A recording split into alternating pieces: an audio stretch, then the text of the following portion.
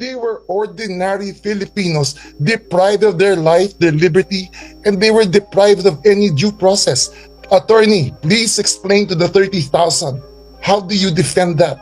How do you defend their lives? How do you defend the lives lost? Let's go there. Before we go to the technicalities you are stating, let's go to the 30,000. Please defend them. If you have a country, sir, I'm not finished. Enzo Recto, kalaban ang katiwalian at kasinungalingan, kakampi sa katotohanan at kabutihan. Tostado ngayon itong manok ni Digong Duterte sa pagkasenador na si Atty. Lambino sa isyu ng pag-aresto kay Digong Duterte ng ICC dahil po mga kabunyog, ini-insist nitong abogado na ito na mali ang pag-aresto kay Duterte at pagdala nito sa The Hague. Hindi raw ito makatao. Dito po binira siya ni Secretary Jovic Remulla. Sabi niya, bakit raw ini-insist ni Lambino ang karapatan ni Digong? Paano naman raw yung 31,000 namatay sa war on drugs na ipinatupad niya? Dito po hindi nakarebat itong manok ni Digong. Anyway, panoorin na po natin itong mga kaganapan.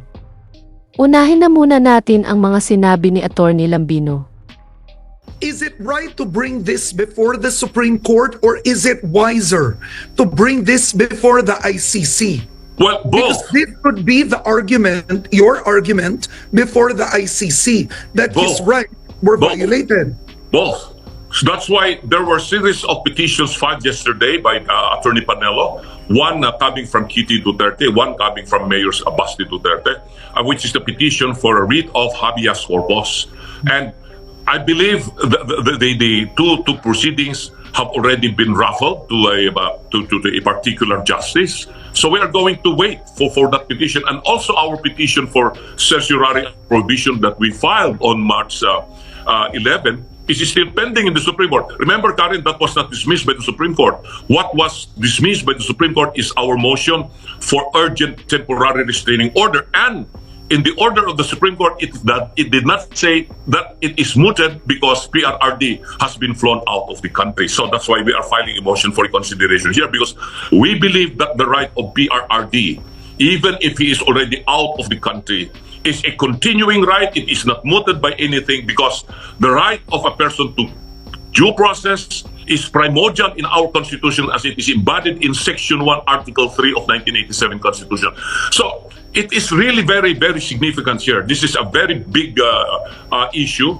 In order to have a judicial precedent, it's going to become a jurisprudence, because this is the only country in the world that has surrendered its national to a foreign entity. There were several ICC arrests made from other countries, mostly the sub-Saharan state in Africa, where judicial system doesn't function that well, but they did never surrender their national to ICC. And ICC is not recognized in the United States, in Russia, in China. 3 permanent members of the Security Council said that ICC has no jurisdiction. And now that we are no longer a member of the ICC, why do we have to surrender our national? Isinuko natin ang soberanya natin dito. At ito ang nakakasakit ng damdamin, because it doesn't affect only PRRD. It affects all Filipinos who could be charged by a foreign entity and will be brought there for trial and be convicted. But you see, we have our own judicial system since the time of the Spanish regime working in the Philippines. Why do we have to surrender that to a foreign entity? Okay.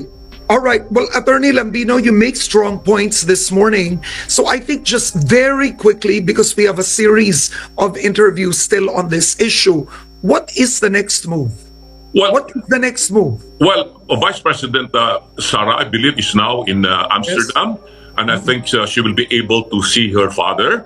And the primary reason that she flew to the Netherlands is to confer with the international lawyers to form the legal team that will defend the former president. So we have here two legal fronts that we are going to be assisting the president. One would be there in The Hague, another one is here in the Supreme Court of our country, because we believe the Supreme Court must decide this matter with dispatch, and we are going to respect whatever order or decision of the Supreme Court, because this is a matter of not just our right to sovereignty as a nation and as a people, but it embodies the most precious constitutional right inherent upon every person, and that is the right to due process, the right to counsel, the right against unreasonable seizure of a person.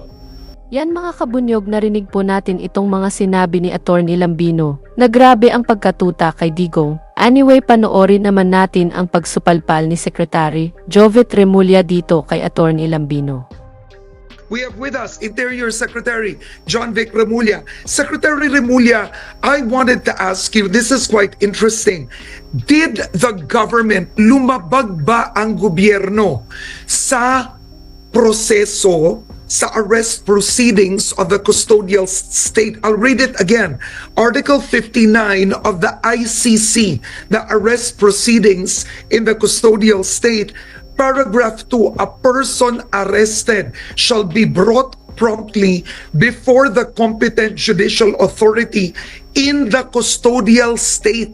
Dapat po ata dinala muna si Duterte sa isang judge or hukom sa Pilipinas, Secretary. Good morning, Karen. Good morning, attorney. I am not a lawyer. I cannot interpret the law, nor am I a competent authority. But I find it amusing that Atty. Lambino keeps on insisting on the rights of the former president. What about the rights of the 30,000 who he summarily had killed without any judicial action, without any charges? 30,000 victims were killed without any due process. Now, if we argue technicalities, I welcome them. Bring him to the court. But were the 30,000 allowed to go to court? Were the 30,000 read their rights when they were executed? Were they allowed to plead their case? I don't think this is the proper forum. I think it's not an academic. I think they should go to the competent authorities. I cannot argue the case. I'm not a lawyer. I'm just saying I am taking the side of the 30,000 who were slaughtered. They were killed. They were tortured. They were ordinary Filipinos deprived of their life, their liberty, and they were deprived of any due process. Attorney, please explain to the 30,000. How do you defend that? How do you defend their lives? How do you defend the lives lost? Let's go there. Before we go to the technicalities you are stating, let's go to the 30,000. Please defend them. If Can I you respond? have any love of country, sir, I'm not finished. Sir, I am not finished. Yes, okay. You have any love of country? You asked me to If answer. you have so- any love yeah. of country, Later sir, on. if you have any love of country, please defend the 30,000, not the one. If you have any sense of responsibility to your profession, please look into the deaths of the 30,000 and defend the parents who lost their children. Do not defend the one.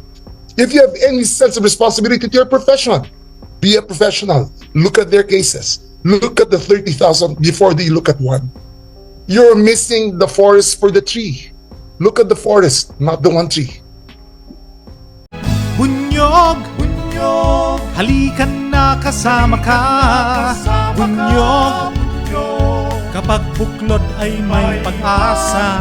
Luzon, Visayas, Mindanao, isa ang pananaw. Sa bagong Pilipinas ang bunyog isisigaw.